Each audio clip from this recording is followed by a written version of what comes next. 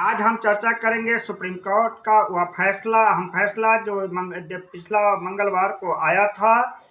कि नौकरी में जनरल सीट का रोस्टर मेरिट के आधार पर बनेगा, जाति के आधार पर नहीं। पिछला मंगलवार को सुप्रीम कोर्ट का अहम फैसला आया जो जनरल सीट की रिक्तियां पर प्रभावित करेगा मेरिट लिस्ट बनाने में। पहला पॉइंट पर बिंदुवार मैं चर्चा करता हूं कि आरक्षण का लाभ लिया है तो समान सीट का हक नहीं है,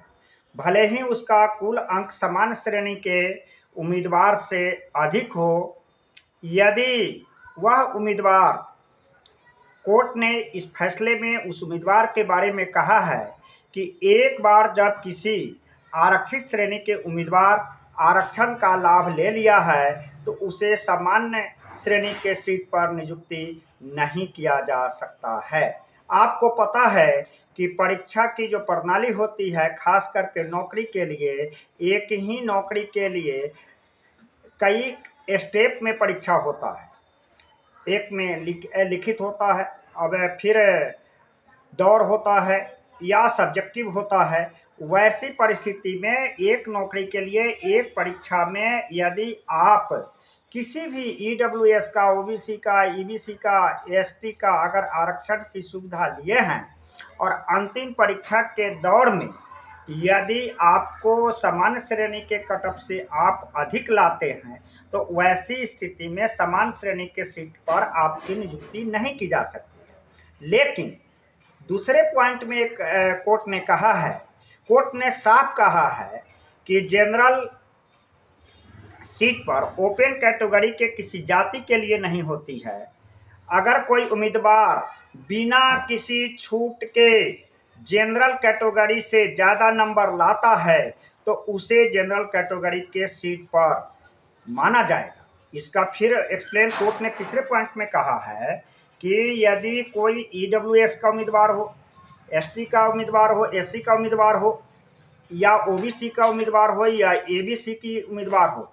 फॉर्म भरा है अपने कैटेगरी से और परीक्षा दिया है,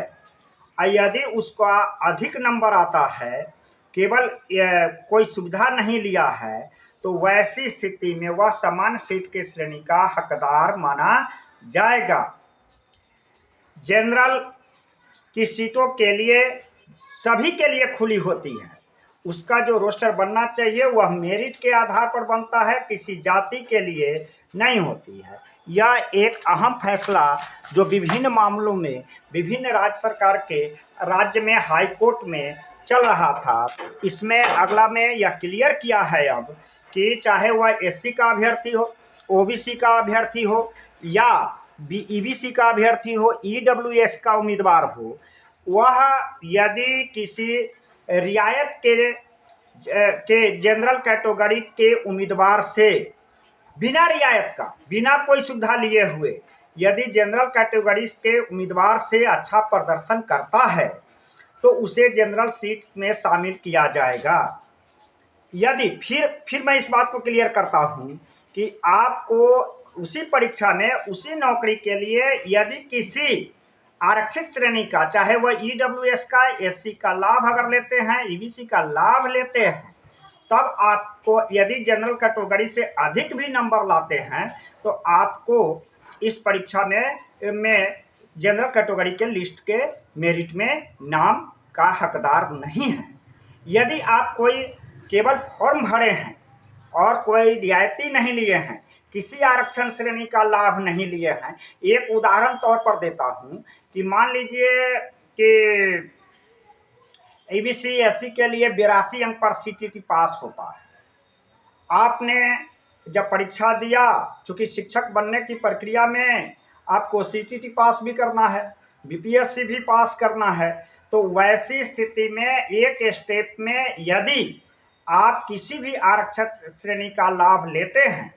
और अंतिम परीक्षा के दौर में यदि आपका अधिक नंबर आता है तो वैसी स्थिति में आप जनरल कैटेगरी के उम्मीदवार से अधिक लाते हैं तो वैसी स्थिति में आप जनरल सीट के हकदार नहीं हैं, बशर्ते आपने अप्लाई किया है बीसी में, ईबीसी में, ईडब्ल्यूएस के उम्मीदवार के रूप में। आप जाति के फॉर्म भर करके, वर्ग के फॉर्म भर करके आप फॉर्म सबमिट किए हैं, यदि आपका नंबर अधिक आता है जनरल उम्मीदवार से, तो आप स्वयं जनरल उम्मीदवार के रूप में हकदार हैं। इस तरह से सुप्रीम कोर्ट में अहम फैसला सुनाते हुए यह साफ किया है कि जनरल की लिस्ट जो बनता है, जनरल की लिस्ट की मेरिट का आधार होना चाहिए, न कि जाति का आधार होना चाहिए। इस तरह से यह नौकरी में खास करके जो जनरल सीट पर के मामला में आरक्षित वर्ग के उम्मीदवार अधिक नंबर आने की स्थिति में विभिन्न राज्यों में मामला चल रहा था, और इस पर सुप्रीम कोर्ट अपना रुख स्पष्ट किया है कि जनरल की जो मेरिट बनेगी, वह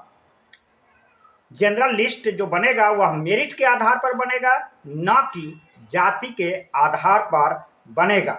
मीन्स फिर समझिए कि किसी भी आरक्षित वर्ग के उम्मीदवार यदि अपने कोई रियायती नहीं लिया है या किसी प्रकार की छूट नहीं लिया है, तो उसे अतिरिक्त लाभ से वंचित नहीं किया जा सकता है। यह फैसला आया है सुप्रीम कोर्ट विगत मंगलवार को। इस तरह से मामला हुआ साफ। सुप्रीम कोर्ट का फैसला यह आता है, इंगित करता है कि जनरल सीट की मेरिट के आधार पर बनेगा, न कि किसी जाति और वर्ग के रूप में बनेगा। इस तरह से जनरल की मेरिट लिस्ट पर अब नहीं प्रभावित होगा किसी जाति का, अब केवल मेरिट के आधार पर जनरल लिस्ट बनेगा। यह विगत दिनों सुप्रीम कोर्ट का फैसला आया है। इस तरह की मामला प्रायः जब विवाद के घेरे में आता था, जब किसी आरक्षित वर्ग के उम्मीदवार जब अधिक नंबर जनरल सीट से लाते थे और वैसी में चयनित उम्मीदवार कैटेगरी का जब माइग्रेशन होता था, माइग्रेशन का तात्पर्य है कि किसी कैटेगरी में ईडब्ल्यूएस का हो या ईबीसी का हो, चाहे एससी कैंडिडेट हो, और उनका नंबर जनरल कैटेगरी के नंबर से अधिक आता था, मामला तब विवाद में आता था। प्रायः किसी परीक्षा में तो ऐसा देखा गया है कि आरक्षित वर्ग का जो कटअप होता था वह जनरल के कटअप से ज़्यादा होने के कारण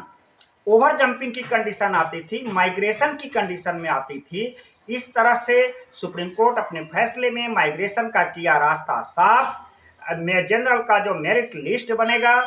जनरल लिस्ट जो बनेगा वह मेरिट के आधार पर बनेगा, न कि जाति के आधार पर। धन्यवाद।